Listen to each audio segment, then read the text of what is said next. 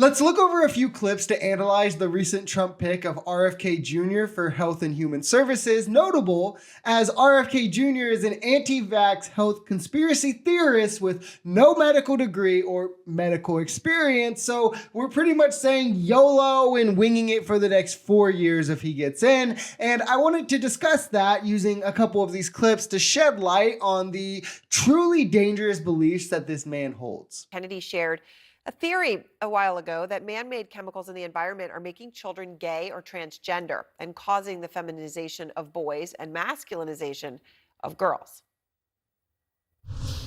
The capacity for these chemicals that we are just raining down on our children right now to induce these very profound sexual changes in them is something we need to be thinking about as a society. They're swimming through a soup of toxic chemicals today.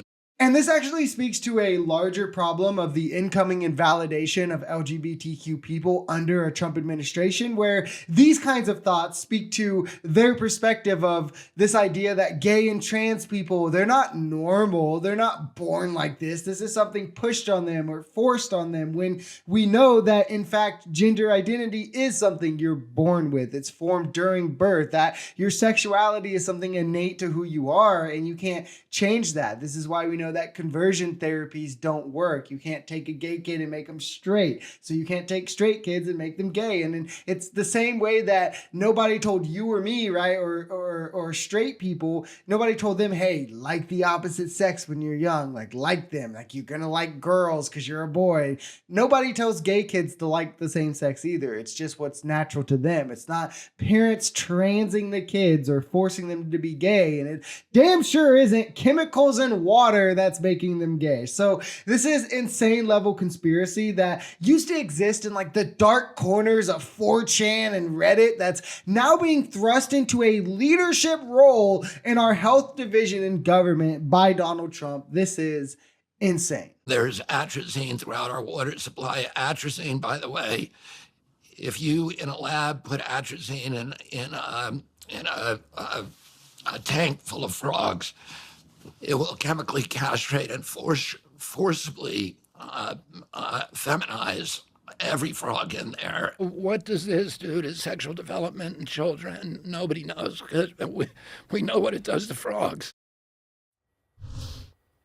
So you asked experts about these claims, right? What did they tell you? Yeah, and people probably maybe remember that Alex Jones went viral for making similar comments a few years ago. He said they were putting chemicals in the water that were turning the frogs gay. Now, the experts that we talked to about this, they basically said, you're comparing apples to oranges here. We're humans, frogs are amphibians.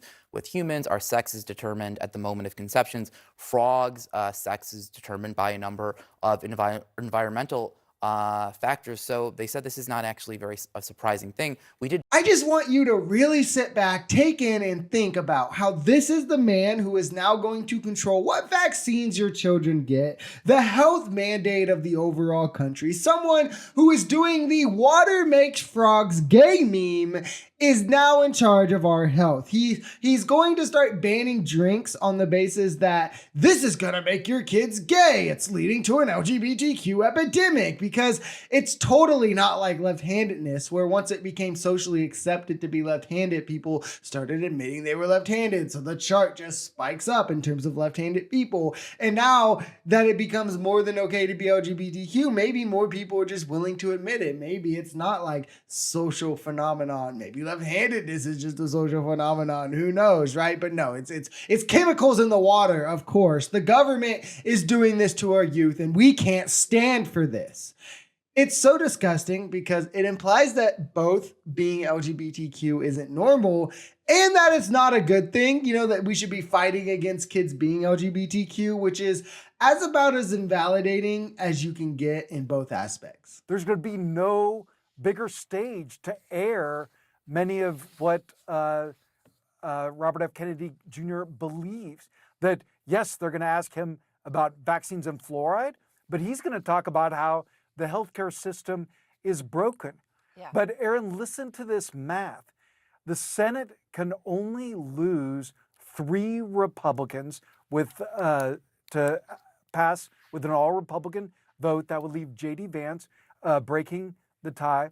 But Aaron, Axios has reporting that 4, 5, sometimes even 6 senators may be against some of these picks. One super important thing to remember when listening to people who have really dangerous beliefs is that some of their ideas may still be reasonable or sound good, right? And you can't let that distract you from the danger that they do pose, right? 10 dangerous ideas for every one good one or even one great one isn't a trade-off that we should be willing to take. And that's exactly what RFK Jr. represents, where sure, the fact he wants to look at chronic disease in youth is a great idea, right? But that doesn't numb the fact that he's going to say chemicals make children gay or vaccines lead to autism. These are just dangerous and wild beliefs. His anti-vax nonsense as a whole is just invalidating. There's no, oh, well, he has this good thing, so who cares if he wants to do anti-vax, right? Like if you look at that history, his ideas of like COVID being manufactured and targeted by Ashkenazi Jews and all this other